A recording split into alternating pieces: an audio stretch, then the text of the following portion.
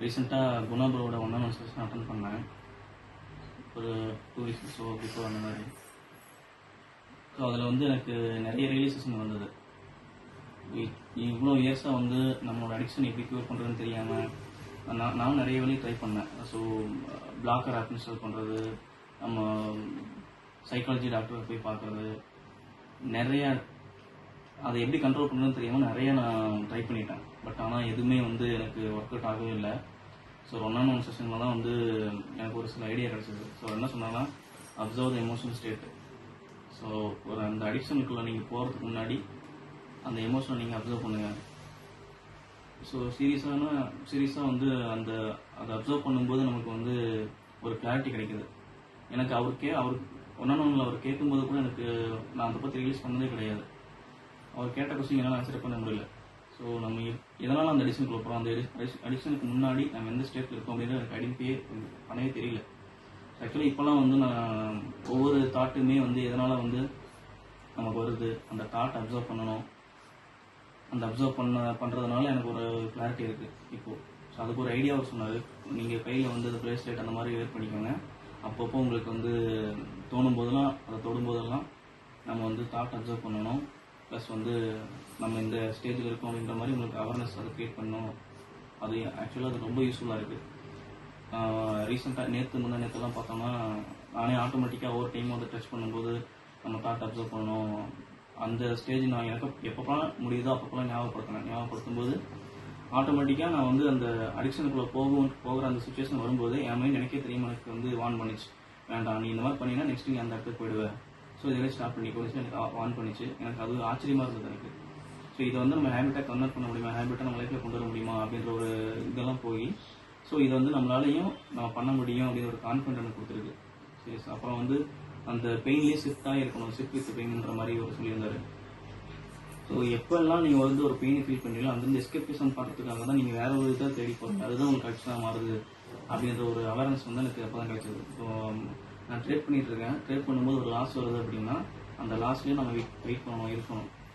So அந்த டைமில் வந்து அந்த தாட் அப்சர்வ் பண்ணுறதையும் நான் இம்ப்ளிமெண்ட் பண்ணி ஹோல்டு பண்ணி ஒரு 2 செகண்ட் 1 மினிட் அந்த மாதிரி ஹோல்டு பண்ணி எதனால நமக்கு இந்த தாட் வருதுன்ற மாதிரி அப்சர்வ் பண்ண ஆரம்பித்தேன். அந்த பெயின்லேயே ஃபீல் பண்ண ஆரம்பித்தேன். ஸோ அதுக்கப்புறமா தான் வந்து ஒரு பெயினை வந்து ஃபீல் பண்ணுறதுக்கு முன்னாடி எப்படி இருக்குது, ஸோ நம்ம நெக்ஸ்ட் ஸ்டெப் அந்த பெயினை ஃபீல் பண்ணதுக்கப்புறம் நெக்ஸ்ட் ஸ்டெப்பாக எந்த ஒரு இதை தேடி போகிறோம்.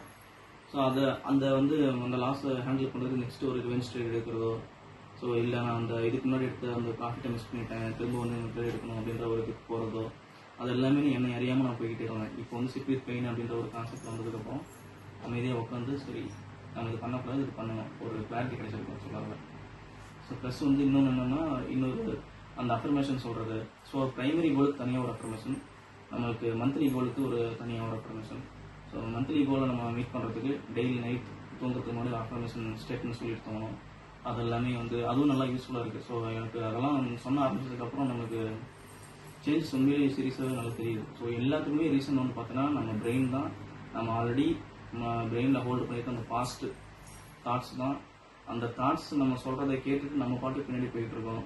அதை நம்ம எப்போ நிறுத்துகிறோமோ அப்போ தான் வந்து நம்ம அப்சர்வ் பண்ணி அதை ஹோல்டு பண்ணி ஸ்டாப் பண்ணுறோமோ அப்போ தான் வந்து நம்ம இத்தனை நாளாக நம்ம வேறு மாதிரி இருக்கோம், இப்போ தான் நமக்கு வந்து கரெக்டான ஒரு ரூட்டில் வந்திருக்கோன்ற ஒரு ஃபீல் நல்லாவே தெரியுது. ப்ளஸ் வந்து டெய்லியும் வந்து ஒரு நியூ ஆக்ஷன். ஸோ அவர் சொல்கிறது என்னென்னா, நீங்கள் புதுசாக ஒரு ஆளாக மாறணும். இதுக்கு முன்னாடி இருந்த ஆள் எனக்கு பிடிக்கலன்றனால புதுசாக ஒரு ஆளாக மாறணும். ஸோ நேற்று நீங்கள் பண்ண அதே ஒர்க்கை திரும்பவும் நீங்கள் நாளைக்கு பண்ணீங்கன்னா சேம் அதே பர்சன் தான் கண்டினியூ ஆகும். ஸோ அதனால் வந்து புதுசாக ஒரு நியூ ஆக்ஷன் எடுக்கணும், அந்த ஒரு ஐடியா. ஸோ இந்த மாதிரி இதெல்லாம் நான் டெய்லி லைஃப்பில் டே டு லைஃப்பில் இம்ப்ளிமெண்ட் பண்ணும்போது எனக்கு ஒரு நல்ல ஒரு கிளாரிட்டி வந்துருக்கு. ஸோ ப்ளஸ் வந்து அவங்க ஃபாலோப்பும் நடந்தது. நான் அவருக்கு கேட்கணும் மீட்டிங்கில், இதுக்கு முன்னாடி நமக்கு பண்ணது எல்லாமே வந்து எனக்கு டெய்லியுமே இப்போது யூஸ்ஃபுல்லாக பார்த்தோம்னா ஏதோ ஒரு வீடியோஸ் பார்க்குறோம், ஏதோ ஒரு மோட்டிவேஷனல் வீடியோஸ் பார்க்குறோம் அப்படின்னா அந்த மோட்டிவேஷன் வந்து கொஞ்ச நாளைக்கு அப்படி கண்டினியூ ஆகும், அதுக்கப்புறம் நம்ம பிரேக் ஆகும். எனக்கு வந்து யூஸ்ஃபுல்லாக அந்த மாதிரி தான் நடந்திருக்கு. எல்லாருக்கும் சும்மா தெரியல, எனக்கு யூஸ்ஃபுல்லாக நடந்திருக்கு அந்த மாதிரி. ஸோ அதுக்கப்புறம் என்னுடைய மோட்டிவேஷன் வந்து கொஞ்சமாக ட்ராப் ஆகிடும். ஆனால் அதை கண்டினியூஸாக என்னால் கொண்டு போக முடியாது. நான் அப்படியே சொல்லியிருந்தேன் அந்த மாதிரி நடக்குது, அதுக்காக தான் அந்த பேஸில் கேள்வி சொல்லியிருந்தாரு. ப்ளஸ் வந்து ஃபாலோ பண்ணுறது எனக்கு வந்து நான் என்னையாலும் ஃபாலோ பண்ணிக்க முடியல, அதான் சொல்லும்போது ஸோ ஃபாலோ பண்ணுறதுக்கும் வந்து இனிமேல் ஃபாலோ பண்ணுவாங்கன்ற மாதிரி சொல்லியிருந்தாரு. ப்ளஸ் அது மாதிரி டெய்லி எனக்கு ஃபாலோ பண்ணுறாங்க. ஸோ ஏன் இன்னைக்கு இது பண்ணலை, இன்னைக்கு என்ன பண்ணியிருக்கீங்க அப்படின்றது. ஸோ அதுவும் நல்ல ஒரு அப்ரோச் எனக்கு தெரிஞ்சு. So overall it is good as of now. So இது அப்படியே கண்டினியூ ஆகணும். Thanks for the session.